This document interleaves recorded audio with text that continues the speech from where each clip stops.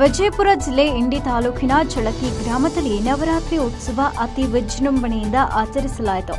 ನವರಾತ್ರಿಯ ಕೊನೆಯ ದಿನ ಶ್ರೀ ಅಂಬಾಭವಾನಿ ಮೂರ್ತಿಯನ್ನು ಪಲ್ಲಕ್ಕಿಯಲ್ಲಿ ಪ್ರತಿಷ್ಠಾಪನೆ ಮಾಡಿ ವಿಶೇಷ ಪೂಜೆಗೈದು ಊರಿನ ಪ್ರಮುಖ ಬೀದಿಗಳಲ್ಲಿ ಮೆರವಣಿಗೆ ಮಾಡಲಾಯಿತು.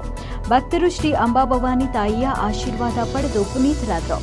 ಉತ್ಸವದಲ್ಲಿ ಅನೇಕ ಕಲಾ ತಂಡಗಳು ಭಾಗಿಯಾಗಿದ್ದು ಜನರ ಕಣ್ಮನ ಸೆಳೆದವು. ತಾಯಿಗೆ ಸಂಜೆ ವಿಶೇಷ ಪೂಜೆ ಹಾಗೂ ಊರ ಮುತ್ತೈದೆಯರಿಂದ ಮಂಗಳಾರತಿ ನಡೆಸಲಾಯಿತು. ದೇವಾಲಯದ ಪುರೋಹಿತರಾದ ಯಲ್ಲಪ್ಪ ಪಾಚಂಗಿ ತಮ್ಮ ಅನಿಸಿಕೆಗಳನ್ನು ವ್ಯಕ್ತಪಡಿಸಿದರು.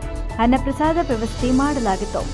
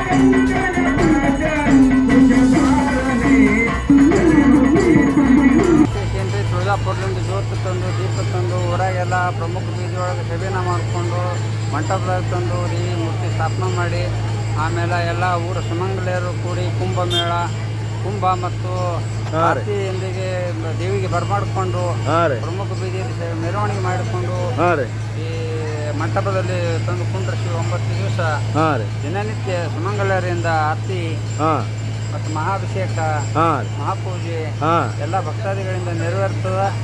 ಹಂಗೆ ಪ್ರತಿ ವರ್ಷ ಭಕ್ತರು ಹೆಚ್ಚಿಗೆ ಆಗ್ತಾ ಇದ್ದಾರೆ.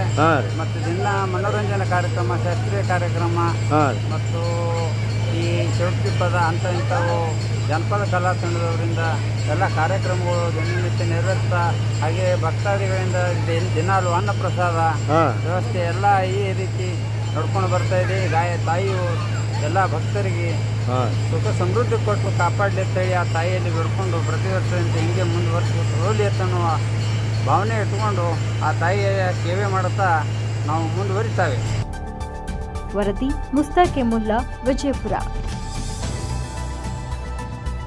ಮೆಂಡು ನ್ಯೂಸ್ ನೆಟ್ವರ್ಕ್, ಸತ್ಯದ ಕನ್ನಡಿ.